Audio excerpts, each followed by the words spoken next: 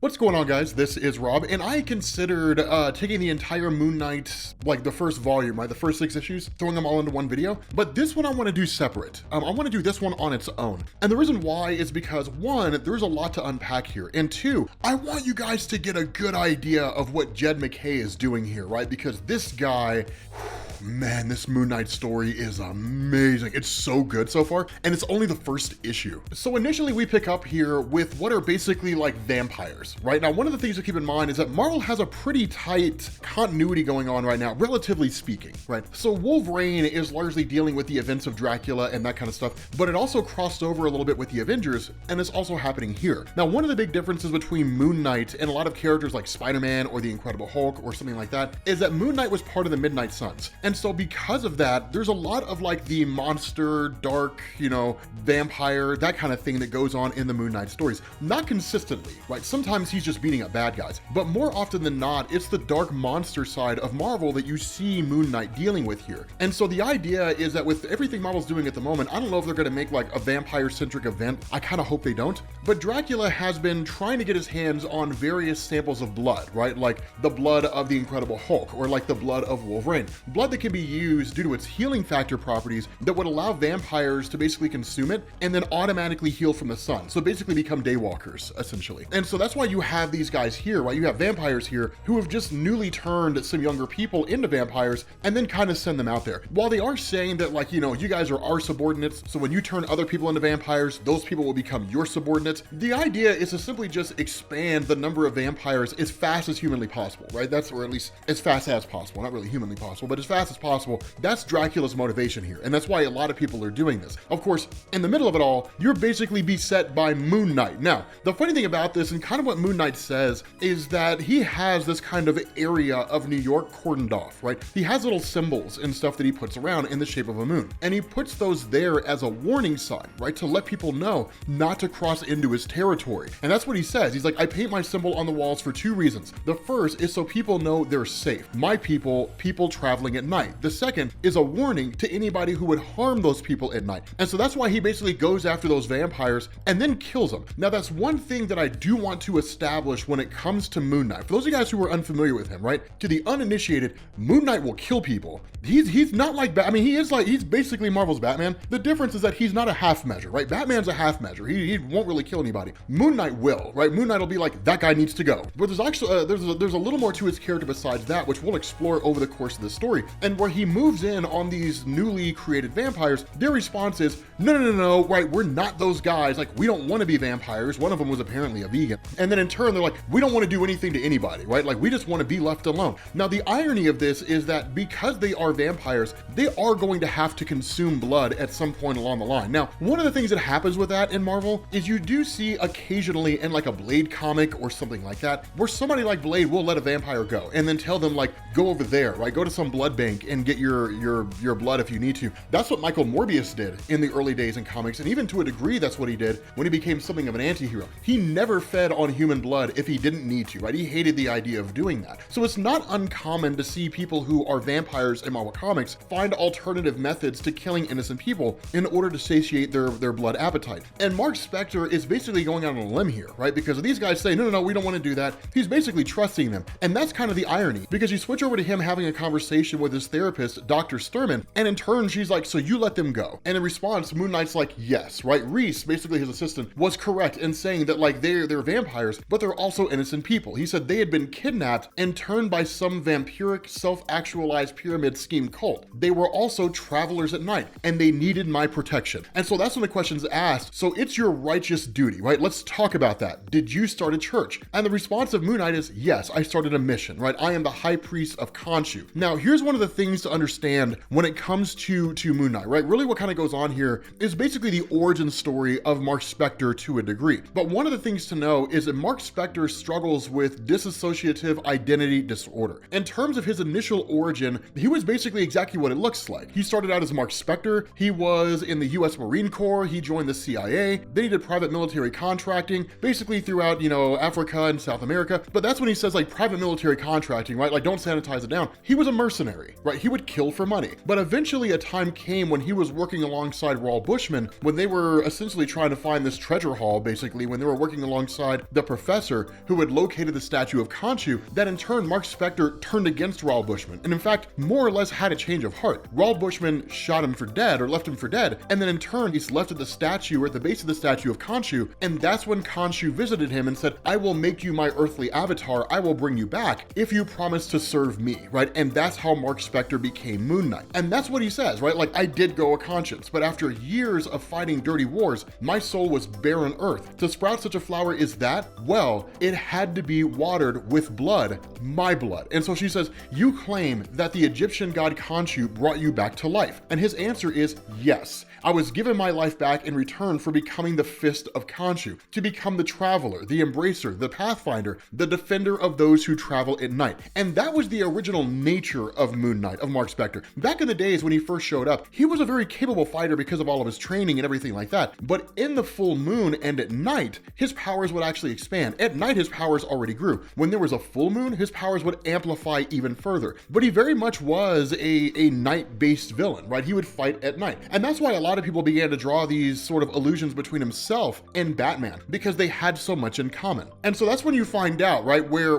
Sturman's kind of like, okay, I mean, like, as a therapist, what you're describing to me sounds like schizophrenia, right? Basically the idea that you betrayed your partner, you were left at the base of a statue, that statue came to you, right? Like, that god came to you and promised to resurrect you as long as you would be their agent on Earth, and you've gone forward fighting and avenging crime in their name. That sounds like a person who cannot differentiate reality from fantasy. Now, the diagnosis of schizophrenia takes more than that. It's not something that's made on a whim, but Marc puts off all the hallmark perceptions or all the hallmark perspectives of schizophrenia to a person that wouldn't really understand what's going on. But then she goes as far as to say, I have agreed to be your therapist at the request of the Avengers. So I understand that your situation is unique. So that's why she doesn't immediately chalk him up and say, okay, like, Marc, it sounds like you're a schizophrenic. That's what it sounds like, right? I mean, literally, she's in a world of people where, like, a guy turns into a giant greed rage monster, giant 2,000 foot tall space gods show up routinely. I mean, it's at this point, right, Marc's situation seems to be less mental illness and more of just a mission he has. But mental illness does exist in Marvel Comics. Legion is a perfect example of that. The difficult thing in Marvel Comics is trying to differentiate which characters are who they claim to be and which characters are schizophrenic, right? Which ones are just imagining it all in their heads. But the thing about this is that the mission of Moon Knight is very reminiscent of, one, when he was Mr. Knight, right? That's the version that you see here. And then two, of like Heroes for Hire, right? It's very, very similar to that. Now, Marc's always kind of had this sort of thing going on to a degree, even if it wasn't necessarily as on the face as it is right now. It's always basically been that way. People could come to him and they could say, hey, like, I'm dealing with some crazy stuff, right? I need you to help me out with that. And it's kind of funny because he's talking to this older lady and she's like, you know, in my building, they come at night, they scratch at the doors, they whisper such things, you know, and she's like, I need you to help me out. Now, this is probably the coolest moment in the comic because you switch over to Moon Knight basically pummeling these things, and like one of the occupants opens the door while he's beating the crap out of these monster things in the hallway, and he's like, close the door, right? Close the door and lock it. And so as he like pummels all these guys, he throws one of them out the window and basically kills it. He tells the other ones like, I know who you are, right? Vermin, one of Spider-Man's foes, some mad science guinea pig. You used to be a man and you hate being alone. And so now you've cloned yourself, so you will never be alone. But he says, unless I kill all of you right now, and I can, and I will, I am not Spider-Man. I am Moon Knight, and I don't die. And it's just a ridiculously cool moment, right? It's just a ridiculously amazing moment, right? Like he literally tells all these guys, you tried to take one of mine and I took one of yours. So either you can leave it at that, you can scurry off and you can stay out of my territory, or you can test me further and I can kill you all, right? And like all those little vermin basically end up scurrying off. That's the essence of Moon Knight, right? Like that's the essence of Marc Spectre, is he's just like, he doesn't really care, right? The rules don't really apply to him. He will kill people. I mean, that's just the way that it is, right? He doesn't really have any of these kind of higher moral high grounds, right? Because the higher moral high grounds, like those don't really work, right? All it does is give villains a reason or an excuse to continue being villains, right? Because they know you'll only go so far. And they kind of rely on your inability to be a full measure as a means by which they can continue what they do, right? But when you're Marc Spectre and you're not a half measure, right? You're a full measure, right? And you will kill those guys. Villains don't usually mess with you, right? They don't usually come to your part of town and start giving you a hard time. They usually steer clear for the most part. And so again, you kind of switch over to this conversation that's going on when you have Sturman basically talking to Moon Knight, and as he kind of goes through this, he sort of continues to establish what his role is, especially in relation to Khonshu. Now, Khonshu is an actual god out there, and one of the things to know is that it's not as though Khonshu is just some kind of benevolent being, or he doesn't really exist in the same capacity as Bast in terms of like, you know, his beliefs and views or anything like that. Khonshu is very manipulative, and more recently in the Avengers comics, Khonshu tried to use Marc Spectre and the Phoenix Force as a way to conquer the world. Of course, Marc Spectre basically brought all that to an end and ended up essentially defeating Khonshu in the process, and then Khonshu was taken by the Asgardians and basically locked away, right? So he is wherever he is under Asgardian control. And he even says that, right? Like they're keeping him off in Asgard somewhere, and it doesn't really matter to me. Sure, the god that I worship, apparently, the god that created me, yes, like he is a person I don't trust, we stand apart, but he says, I am still the high priest of a god that I am estranged from. So even though I do not necessarily even follow Khonshu, I have no desire to rescue Khonshu or to help him, I am still maintaining my role, which is to protect those who travel at night. You know, kind of going back in and in turn, basically visiting what is in effect like a clinic. You know, he's told by Reese that like some supervillain was attacking it. When he gets there, he's like, well, it doesn't look like this villain's doing a very good job, because this villain, like 8-Ball sucks, it doesn't matter, but he's getting the absolute crap beat out of him, right? Getting absolutely pummeled by the owner of this clinic. So he's not a very good supervillain. But the cool thing is this kind of seems a little bit off, right? This guy seems a little bit off, right? This guy basically says, like when Moon Knight asks him, you know, he was like, what's the whole deal here? And this guy, says his name is Dr. Badir, he's like, this guy was attacking my clinic, right? You know, so basically I beat the crap out of him, but I was always wondering when I might meet you, right? So word's circulating around the neighborhood that Marc Spectre is the one who protects the neighborhood. He's the one that keeps people safe. And that's an important distinction. That's how mobsters rose to power back in the day. And it's how people are really able to avoid prosecution by the law in a lot of ways, is because they protect the neighborhood. So the neighborhood protects them. So it's one of those things where like if Marc Spectre does something that he's not supposed to do, or something that could lead to him getting arrested, the people in the neighborhood follow the philosophy of, well, I didn't see anything because I wasn't there. And if I was there, well, I was asleep, right? But they would never rat on it, right? They would never snitch, right? They kind of keep to themselves because they know at the end of the day, Marc is looking out for them in a way that seemingly nobody else will. And there's loyalty that gets built up there. And so that's what's kind of interesting, is because the conversation between the two of them kind of begins to shift to a degree.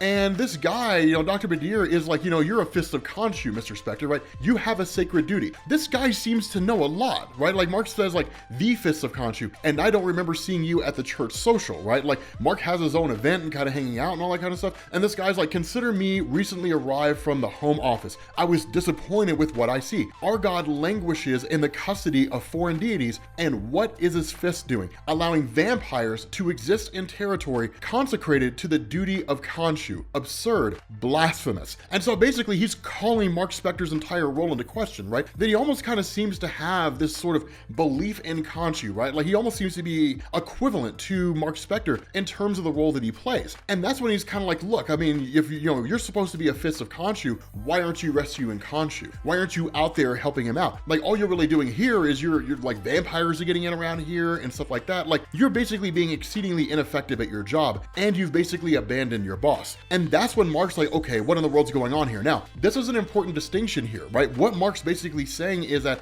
he's not the only fist of Khonshu out there. He's not the only agent of Khonshu that exists out there in the world, but he sees himself as the highest ranking, right? He is the fist of Khonshu. He was chosen by Khonshu to operate on Earth and to be his agent. But this guy basically chimes back and says, I can assure you, Mr. Spectre, there is but one who outranks me in the cult of Khonshu, and you are not him. And so that's what's so crazy here is you switch back to this conversation between Dr. Sturman and Marc Spectre, and they hit on the idea about his dissociative identity disorder. Now, this was a hallmark of Marc Spectre, and it actually took a little while to get up to that point. And it was like this story arc that basically took decades to build. But the idea is that when Marc Spectre officially became Moon Knight, that what he needed was the ability to operate on multiple levels. And so he created the Jake Lockley identity to basically be a cab driver, right? The guy that can have his ear to the ground and hear about what's going on the street level. Then he developed the Steve Grant identity, who's the ultra wealthy guy, basically the Bruce Wayne of Marvel, so he can hear what's going on out there in terms of white collar crime. And he could fight all of them equally. And that in essence, the various personalities or identities that he created became personalities to the point that he didn't even know who he was anymore. He didn't know if his real identity was Steve Grant or Jake Lockley or Marc Spectre, if his life as a mercenary was actually something he made up and he's always been a cab driver, because he developed whole identities for himself, right? Like whole backgrounds in everything, whole stories, the whole 9 yards, so he could blend in.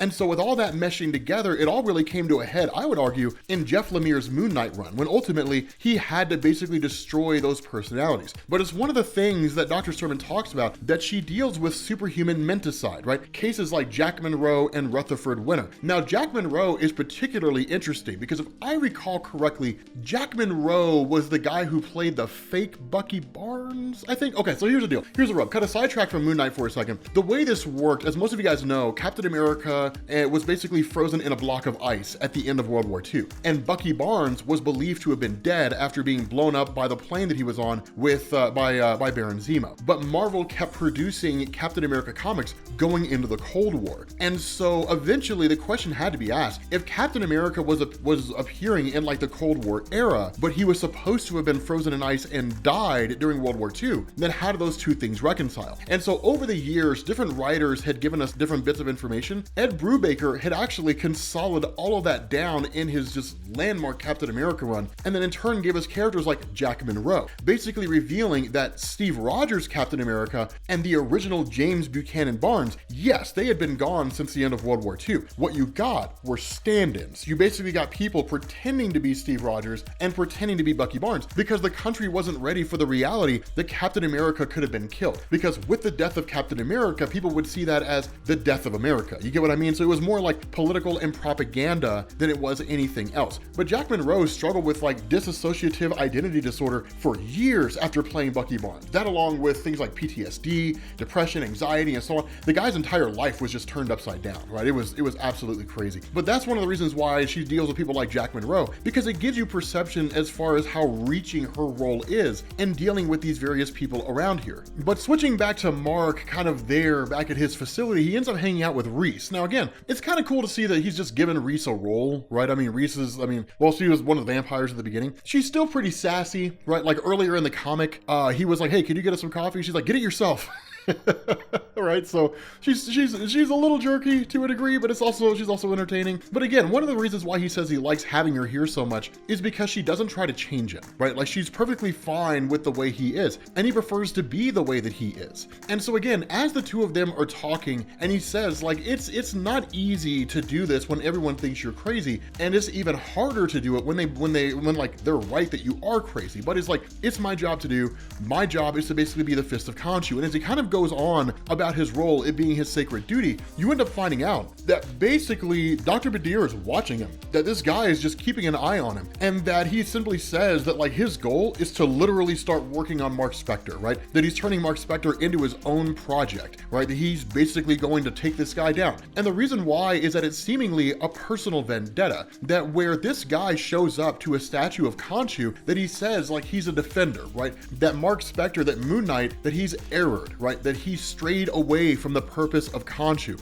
that Moon Knight requires correction. And he says, but I keep the faith. I enact your will. I will carry out your duty. And he says, your right hand has failed, but your left hand has not. Your other fist remains faithful, your hunter's moon. So basically, this guy is now the new main villain of Moon Knight, seemingly, and he's the other hand of Khonshu. I'm excited to see where this goes, man, because I'm not aware of this guy having ever appeared before, but it looks great. So with that being said, guys, we're gonna bring this to an end. Thank you guys for watching, and I will catch you all later.